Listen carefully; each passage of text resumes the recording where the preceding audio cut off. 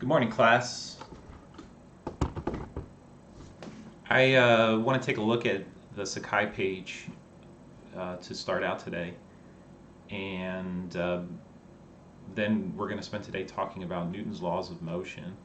And we started talking about it last time, and we stated Newton's three laws in words. So we'll take a closer look and see, can we state Newton's laws mathematically using mathematical equations?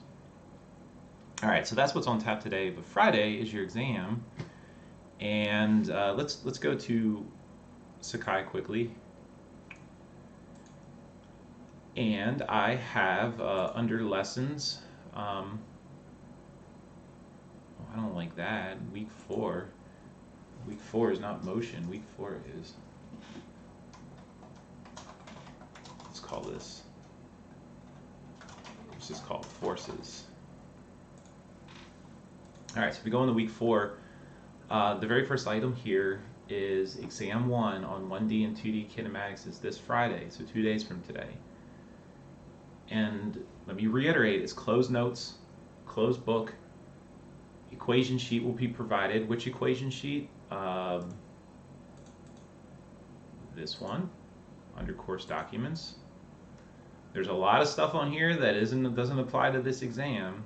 This exam is basically from here up. Okay, so I include some other useful equations here, like the definition of the trig functions, Pythagorean theorem, the unit vector notation, the quadratic formula. I'm not going to make you use that on the exam. Okay, it's just here. And the kinematic equations of motion, all stated with x's, but of course you could restate them with y's if you're dealing with a two-dimensional problem. All right, so that's there. And you should make sure that you review that equation sheet before the exam, so that you have a good idea of the scope of the formulas that are relevant to the material that will be on this exam, so you won't be distracted by things that don't matter, and that you understand how to use the equations, but also understand what they're saying conceptually. What I mean by that is, what do the variables mean? What does a v, what is an a, what is a t, what is an x, what is a naught, what does a zero subscript mean? If you don't know that, you're not going to be able to solve word problems that require you to translate words on a page into mathematical formulas. All right, back to Sakai. So the equation sheet will be provided, but it's closed notes, closed book, and scientific calculators are okay. Scientific calculators are expected. So as for taking the exam, like I said, you can either come to Bird 110 and take the exam in person, and just like all of our recitation sessions, sign-up's required. And if you do that, there's some computers in the lab, there's 8 of them, but if you do that, bring a laptop or a tablet so you can access the test on Sakai. I guess you could use your cell phone too, but it's so small. And so you'll be accessing the exam on Sakai just like everyone else who's not in the lab at that time, and entering your answers on Sakai. Now, since you're in person, you know what I'm going to do? I'm going to show you one of the questions that's on the exam Friday, and one of the quantitative questions. Okay. And which one should I show you? But the reason I want to do this is so that you know what to expect in terms of what it's going to look like on Sakai and how you're going to submit your answer. Okay. All right. So give me a second here.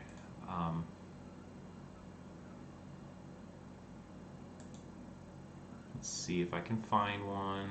I only want to show you one. I don't want to show them all.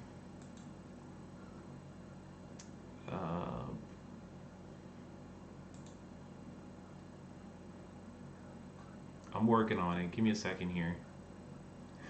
I want it to look like the way you'll see it on the exam. So let's see.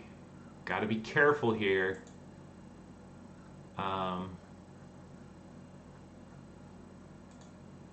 don't want to reveal too much. All right.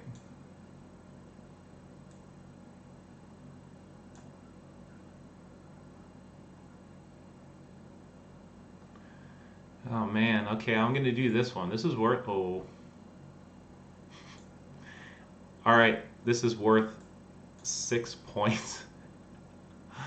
So if you guys don't get this one right, there's something really wrong on the exam with your process. All right, so I'm gonna show it to you. Here it is. All right, so this is one of the questions on the exam. A cart starts from rest and accelerates down an incline. It should sound familiar because it's the scenario that you've seen in your lab this week. Assuming the acceleration is constant, draw qualitatively correct. So that means the shapes are correct, but there's no numbers. I'm looking for qualitatively correct graphs of the cart's position versus time, velocity versus time, and acceleration versus time. All right, so there's no calculations that you have to do for this problem, but in the other problems there are calculations. So you'll be showing me your work, the formulas you use, your whole work, pictures you draw, coordinate axes. But in this one you're just drawing qualitatively correct graphs, drawing coordinate axes and then drawing lines, whatever they should look like on these graphs. And so qualitatively correct means there's no numbers, the shapes are just correct. Shapes being, are they straight lines, are they curved lines, are they jagged lines, do they go up, do they go down, are they flat, are they vertical? I'm just looking for qualitatively correct pictures of what position versus time, velocity versus time, and acceleration versus time look like. Okay, so you're all going to get that question right now. But look how I'm asking you to submit the answer. So here it says, I want you to submit a file, and you can browse or upload. So how's that work? You will have you'll have blank sheets of paper. You'll write down something, so this one, you don't have to write out the whole problem. You can just be like graphs of motion, something that corresponds with the problem. Then you do the problem, and then either scan it or snap a picture with your cell phone and then attach that. So now that I'm thinking about it, the easiest thing to do would be to have your cell phone with you when you take the exam, so that you can look at the exam in Sakai, you can snap photos and then just upload the photos. So when would you upload them? You can do them one at a time as you finish the problem. It might be easier just to upload them all at the end, do the whole exam and then take pictures of each problem and then attach a picture of each problem to each problem in the Sakai. Now, okay, so that's what you're doing. But if you're in person, all right, if you choose to come to the lab and do this in person, I'll be there, so you don't have to take pictures and attach them. You just have to turn in your work. So you can turn in hard copies. Managing exams remotely is it's very different, and I'm trying to adapt and figure out the best way to do things here. Did the final exam in the spring in a similar way, and it worked pretty well. Students were able to attach their work, and some students had access to a scanner. Some didn't. They just took pictures with their cell phone and attached their work that way. All right. So if you have any questions about that, put it in the comments and I'll take a look. But that's what's on tap. So now I gave you 6 points on the exam. You all already have 12% because there's only 50 points on the exam. All right. So before I screw up and show you more answers, I'm going to come back to Sakai here and get away from that page. Okay, so what else is on here for this week's material? I did a video tutorial, as I told you I would, on uniform circular motion involving geosynchronous orbit. There's a link to it here. It would be a good idea to watch that before Friday, since uniform circular motion is a topic on the exam. I should be reading in Chapter 5 of University Physics, dealing with Newton's laws of motion.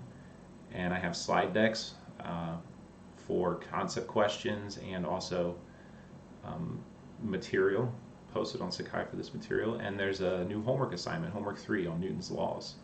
And as always, you can view replays of all these live lessons on YouTube.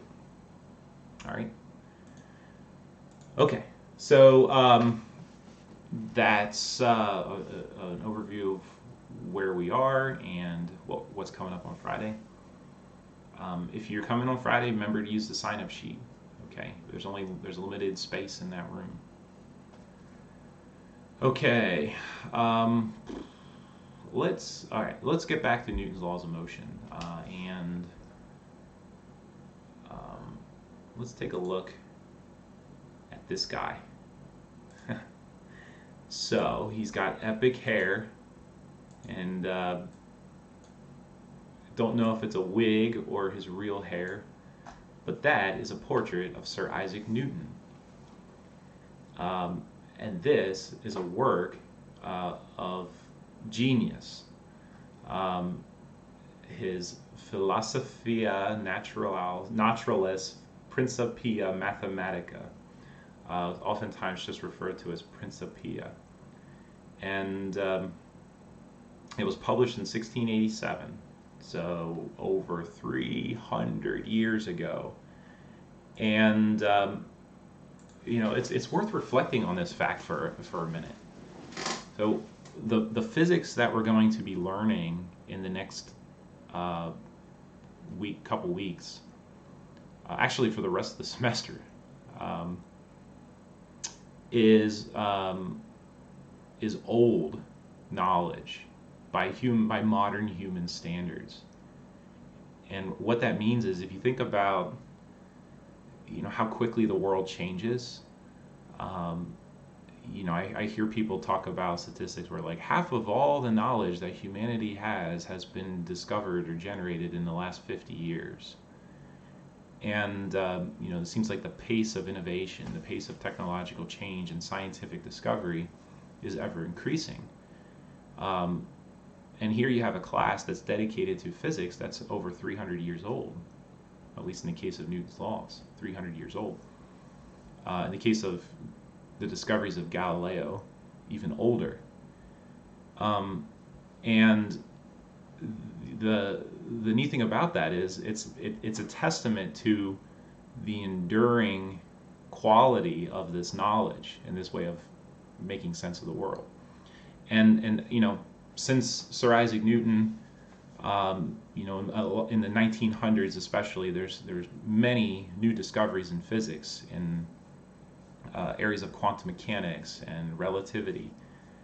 And what we find is that the description of nature that Sir Isaac Newton laid down for us isn't perfect, but it's a pretty good description for many everyday types of phenomena.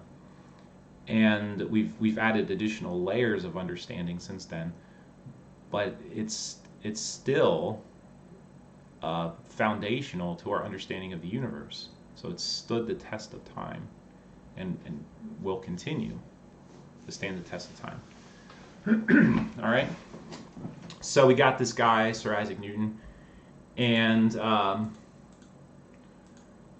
forces are vectors. We already know that. I want to skip ahead. Well, where is it? Here it is. All right. So I summarized Newton's 3 laws last time, and Newton's first law is often called the law of inertia, and in words, I wrote this out. In words, I said something like, an object in motion will continue to move in a straight line with constant speed, in other words, constant velocity, unless it's compelled to change its velocity by an external force. So let's use the variable f to represent forces. And here I have this subscript, net, and the reason that I have that there is because, this is important, forces are pushes and pulls. And it is the most common thing in the world that there's more than one force acting on an object at any moment. All of you, or I don't know, maybe some of you are like watching and listening to this while you're out on a jog. But most of you are probably sitting down somewhere and you feel like you're at rest. But there's multiple forces acting on you. The earth is pulling on you. Gravity is pulling on you. The chair you're sitting on is pushing up on you. So Newton's laws, at least the first law and the second law, deal with the concept of net forces. And net means total. So these are vector things. They're vectors. They have magnitude and direction. So when we say net or total, we're talking about vector addition, right? The vector sum of multiple vectors, right? And then that is the aspect that introduces most of the complexity to the mathematical aspect of problem solving. You're dealing with vectors and you're adding them together. Okay, so Newton's first law can be stated mathematically. In words, it's like, objects are in motion with constant velocity unless a net force acts upon them. So in mathematical terms, you can flip it around and say, well, that means that if there's no force, if the net force, I shouldn't say no force, if the total force acting on an object is zero, then that object is not accelerating. Its acceleration is zero. No net force, no acceleration. That's mathematically what that first law states. All right, and the second law also deals with the concept of net forces, but this is the one that allows us to quantitatively connect accelerations with net forces. And the proportionality, what we find is they're directly proportional. If you have a stronger push or pull, you have a stronger acceleration. And that should be consistent with your experience in this world. There shouldn't be anything controversial about that. If you're pushing a shopping cart in the grocery store, make sure you're going down the aisle. Make sure you're going the right way. You don't want to go against the flow of traffic in Corona times. You're pushing the cart. If you push harder, the cart is going to accelerate faster. So nothing controversial there. But if you have 500 rolls of toilet paper in your in your shopping cart because you're stocking up for the next shutdown, then it'll be harder to accelerate the cart. So the proportionality constant there is the mass of the object that's accelerating. So in mathematical terms, go back to Newton's second law, is the total force that acts on an object, F net, equals the mass of the object times its rate of acceleration. Force equals mass times acceleration. So this right here, this right here is the most important equation of first semester physics. F equals ma. F equals ma. Force equals mass times acceleration. All right, third law. The third law is I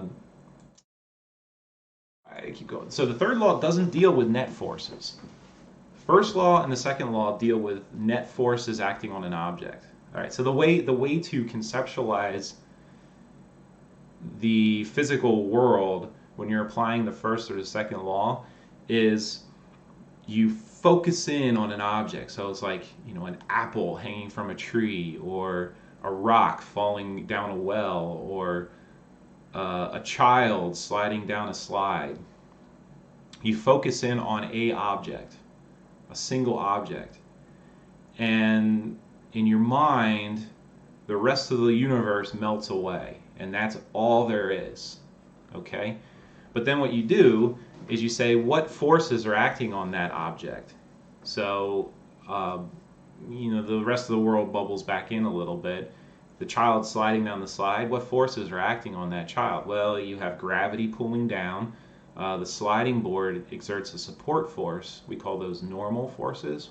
And it's not, in this language, normal doesn't mean ordinary or everyday, although they are pretty everyday. Normal is used for its mathematical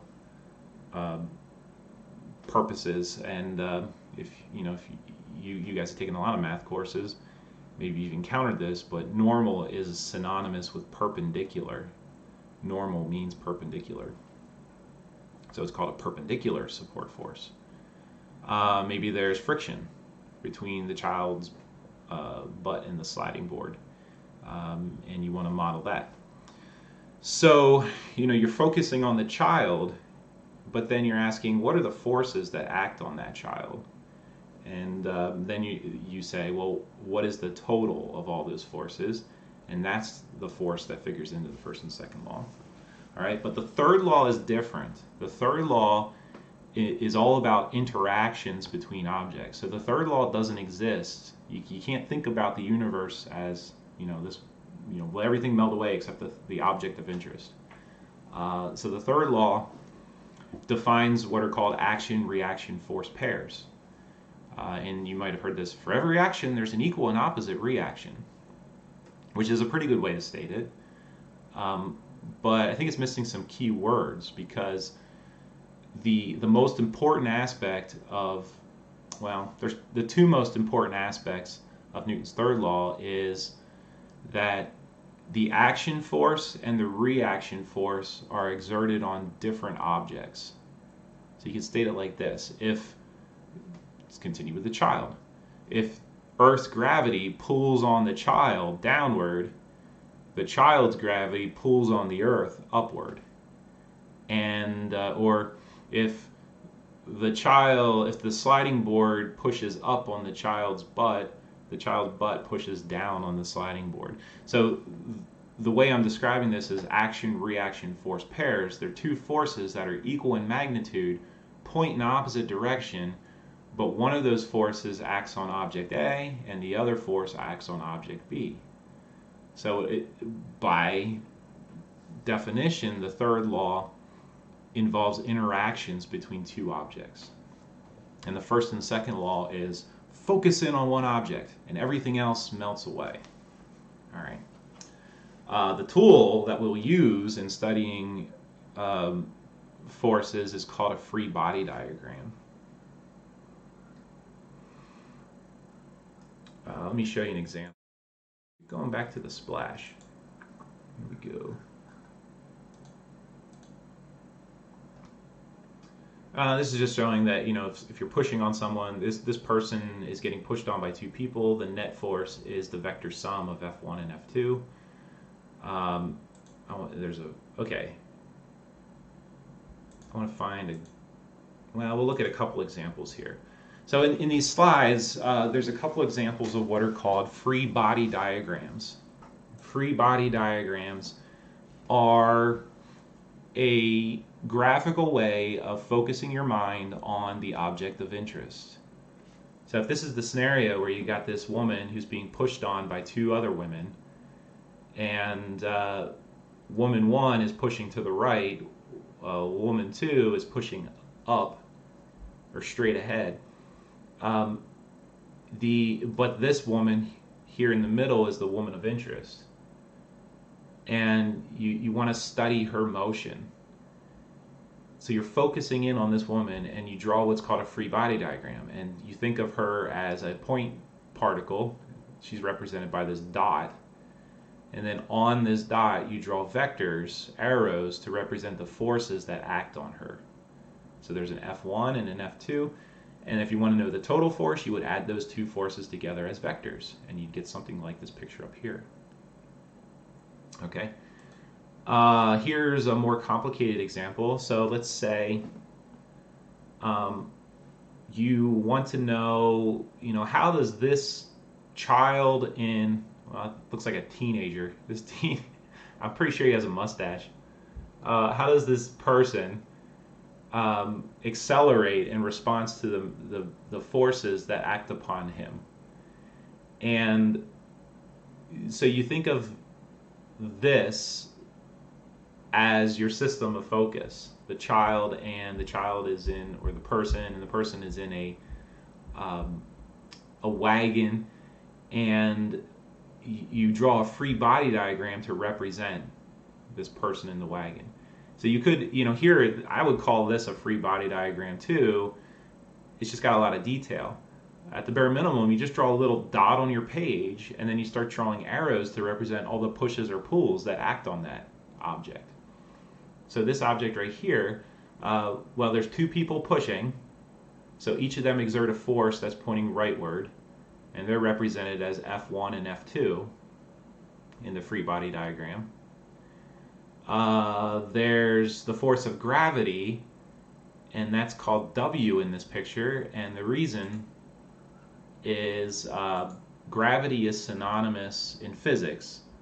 Gravity is synonymous with weight. Weight means force of gravity.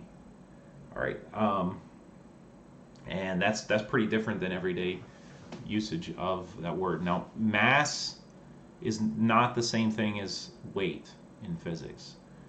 Weight is a force, mass is a property of an object because of the matter it contains. Now, something that's more massive has more weight, but weight depends on where that mass is as well. So an object near the Earth's surface will have a certain weight.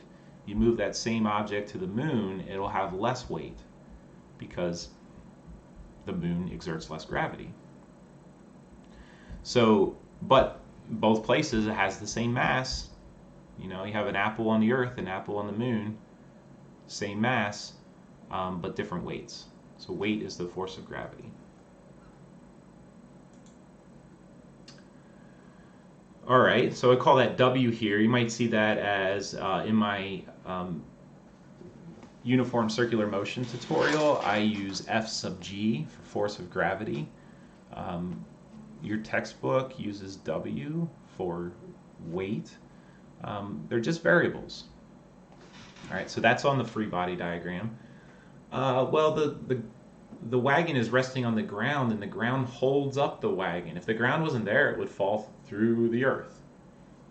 So there's an upward directed force, which represents the force of the ground pushing up on the wheels, and that's given here as N, and because that's a normal force. It's normal because it's directed perpendicularly to the surface of contact. So this is an interesting phenomenon. It's like, whenever you have two surfaces that are in contact with one another, the force of interaction is a normal force, and it's always directed perpendicularly to the plane of the contact between the two surfaces.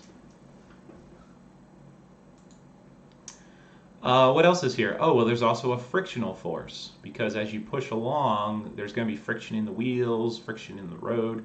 So there's a frictional force, and friction is opposing the direction of motion in this case, and it's labeled F here. Okay.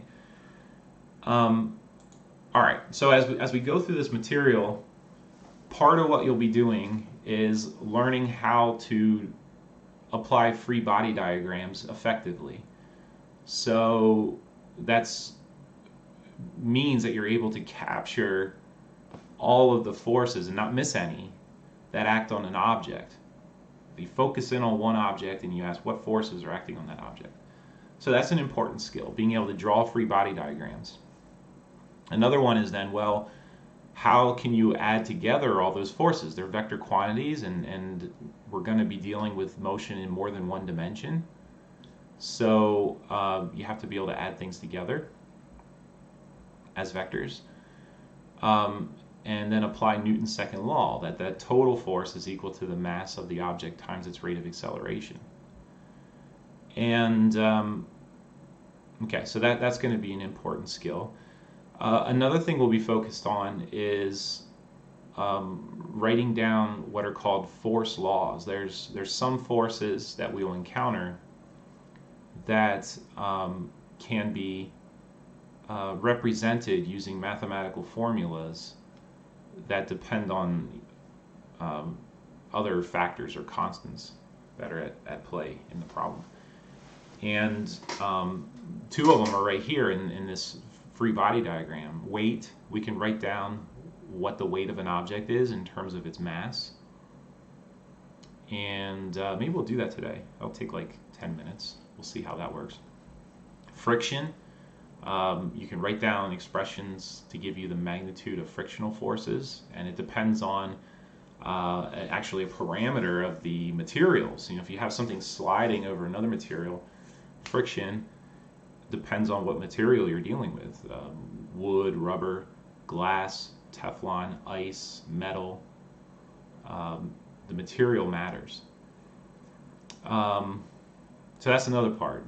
Doing free body diagrams, writing down equations that relate the net force to mass and acceleration. Being able to know force laws for certain forces. And then there's the conceptual pieces, which involve the conceptually interpreting Newton's laws 1, 2, and 3. Okay. So let's see. We got like 15 minutes. Why don't we do a one-step calculation? One of the problems that's posted on homework. And there's more free body diagrams in this PowerPoint slide. And one way to get better at this is just look at lots of examples and see if you can understand what they're showing. All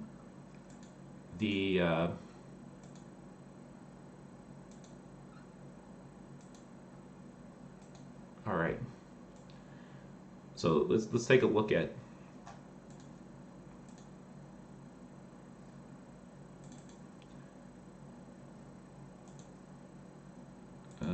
come on, baby. Where did my web browser disappeared? There we go. Okay.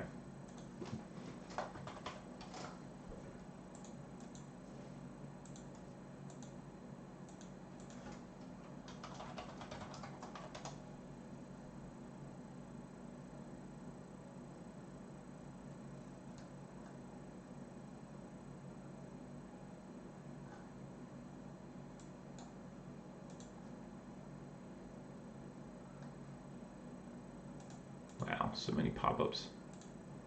All right, so let's take a look at the homework that's posted. And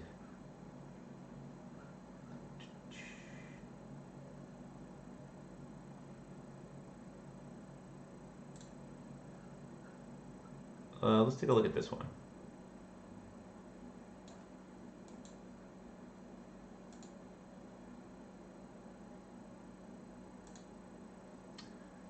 All right.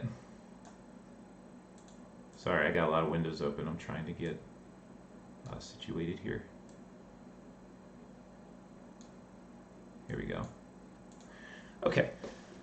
So what net external force in newtons is exerted on a 100-kilogram artillery shell fired from a battleship if the shell is accelerated at 2.8 times 10 to the 4th meters per second? Enter the magnitude. So let's let me bring up my whiteboard.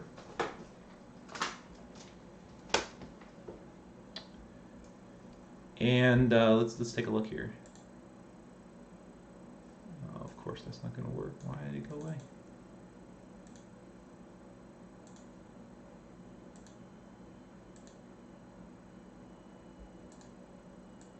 sorry.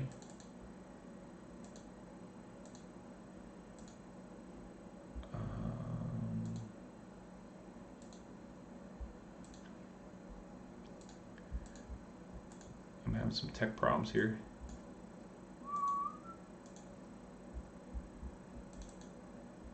I think maybe if I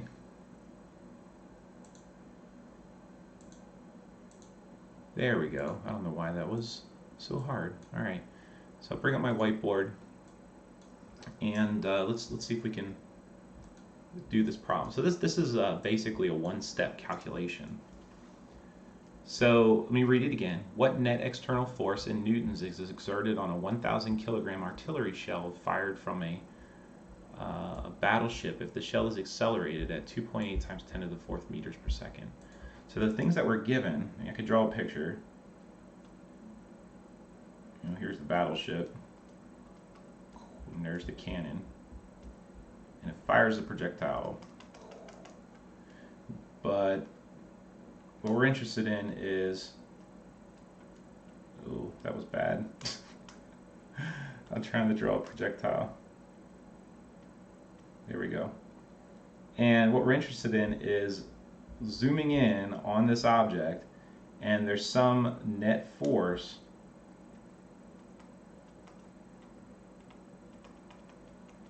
that acts on that artillery shell. If we zoom in on that object and draw a free body diagram, here's the artillery shell, and here is an arrow that represents the net force. Okay, so we already know what the total force, the effect of the total force is, and we're not interested on individual forces. We're interested in the effect that the total force has. Okay, so Newton's second law says that, let's write it in two ways because you might see it both ways, that the net force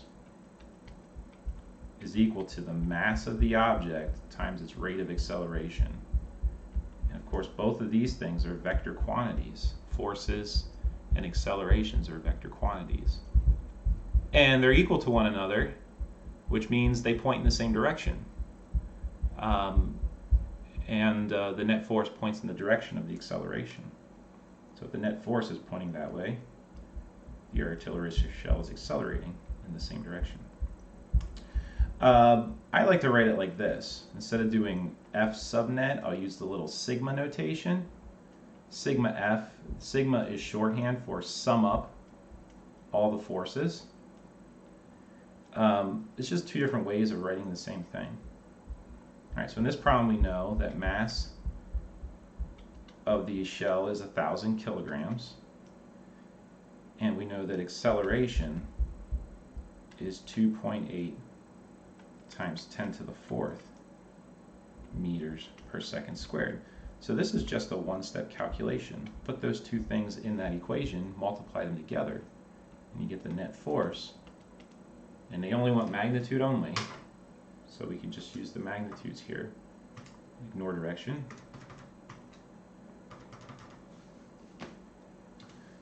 1,000 times 2.8 times 10 to the 4th gives me 2, wow, there's a lot of zeros there.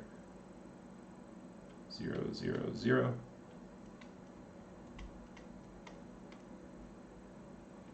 Uh, 28 million and units, some units. So what are the units of force? If force equals mass times acceleration, the units must be the units of mass. Kilograms is the SI unit for mass, times units of acceleration, and the SI unit for acceleration is meters per second squared. So the units of force must be kilograms meters per second squared. And we call that something special. We call that a Newton, abbreviated N. So 1 Newton, and you can probably guess why we call it a Newton. 1 Newton, 1 N, is equal to 1 kilogram meter per second squared. So 1 Newton of force would accelerate 1 kilogram of mass at a rate of 1 meter per second squared. 1 Newton, 1 kilogram, 1 meter per second squared. All right, so we could put kilograms meters per second squared here, or just N for newtons.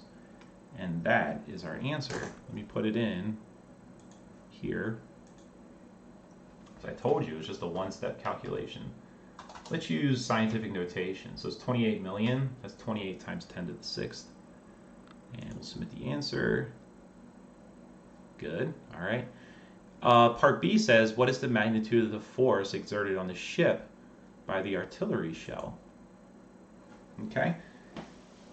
So this is this could be really weird conceptually. But so what the question is, what we calculated was the force exerted on the artillery shell by the ship, the expanding gases in the cannon. And then we're asked, okay, so the ship pushes on the shell with 28 million newtons of force. How hard does the shell push back on the ship? And you might think, well, the shell flies away. It gets launched away from the ship. So doesn't that mean that the ship pushes on the shell more than the shell pushes back? It's like, maybe use another example here. Baseball player hits a home run. Bat comes around, crack, hits the ball, and let's say the bat pushes on the ball with 100 newtons of force. So bat pushes on ball, 100 newtons of force. Ball pushes on bat with, you're like, well, it must be less than 100 because the ball goes flying and the bat doesn't. So doesn't that mean the bat pushes on the ball harder than the ball pushes on the bat? Nope. Newton's third law, action, reaction. What we're talking about here are action, reaction, force pairs. So if the bat hits the ball with 100 newtons of force, the ball hits the bat with 100 newtons of force in the opposite direction. And the same is true for this artillery shell here. All right? So the answer to part B is also 28 million newtons. So you may be with that, but why does the ball go flying and the bat doesn't? And this is because it's easy to mistake the force itself, how strong the push or pull is, with the effect that force has. And the effect is the acceleration. So it's easy to confuse the force itself with the effect the force has, the acceleration. And the effect that the force has also depends on how massive the object is. F equals ma. So A, the effect, equals F divided by mass. So if you have these two objects, ball and a bat, and they both experience the same force in opposite directions, the ball experiences a huge acceleration because it's a lot less massive. It has less mass. So its force per unit mass is a lot bigger because it has less mass. All right, same for the artillery shell. So, a conceptual question you'll find is, this type of thinking is you'll encounter in conceptual question on an exam at some point this semester. There's an infinite variety that this question can take. You think about car driving down the highway and a bug hits the windshield. Bug meets windshield, and the bug goes, and the car just keeps driving. Doesn't even slow down. Bug might as well not exist as far as the car is concerned. But Newton's third law says that the force that the windshield exerted on the bug was exactly the same as the force the bug exerted on the windshield. That's an action-reaction force pair. Equal in magnitude, just pointing in opposite directions. The reason the bug gets squished and the car doesn't is because the car is a lot more massive and the bug is puny in comparison. So the effect that the force has, the acceleration, is very different in those two cases. All right. So let's apply. We got 4 minutes.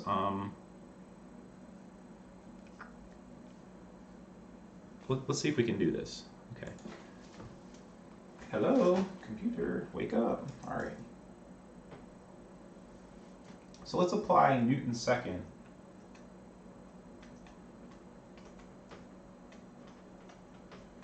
to a rock in free fall. And remember, free fall says the only thing that matters is gravity. Air drag is negligible. So if we're drawing a free body diagram for a rock that's in free fall, the only force that acts on it is the force of gravity, F sub g, or I could make that a W. Okay? And we know that from our previous unit that the rate of acceleration is equal to g, 9.8 meters per second squared. So if we put these things together with Newton's second law, the net force, we'll call down positive, the net force on this rock is simply equal to the rock's weight. There's only one force, so the total force is that force. And Newton's second law says that that net force is equal to the mass of the rock times its rate of acceleration, which is g. So we put those two things together and we get weight equals mass times g. And here we have our very first force law. The weight of an object is equal to its mass times the rate of gravitational acceleration, mg. Okay? So in this is buried this property that all objects accelerate at the same rate. And the reason is because near the Earth's surface, in the absence of air drag, a rock accelerates at the same rate as other objects, an apple. And mass doesn't influence that rate of acceleration. And the reason you can see that this is why, because the net force depends on mass, and the net force gets bigger. So heavier objects, more massive objects are heavier. They have more weight. They have more force of gravity, but they still accelerate at the same rate. So weight equals mass times g. Weight equals mg. Force of gravity equals mass times acceleration of gravity. All right, very useful formulas now. All right, so we'll go back here to Chrome, and I'll finish off this problem. What's the magnitude of the reaction force? It's the same, just pointing in the opposite direction. So it says magnitude only. The direction is opposite, points in the opposite direction, but magnitude only. So I just put in 28 million, and I get it right. All right, gang, so that's it for today. Friday is the exam, and you'll be ready. Study those concept questions. There's 10 of them on the exam, adding up to 20 points. And then there are, I can't remember, 4 or 5 quantitative problems for you to do. And that's it for today. All right. Enjoy the rest of your day, and I will see you on Friday. Look for the Zoom meeting link if you're not going to come to lab, and make sure you have a place where you can set up and have a camera that you can point at your work area, so I can monitor your work while you're taking the exam. All right.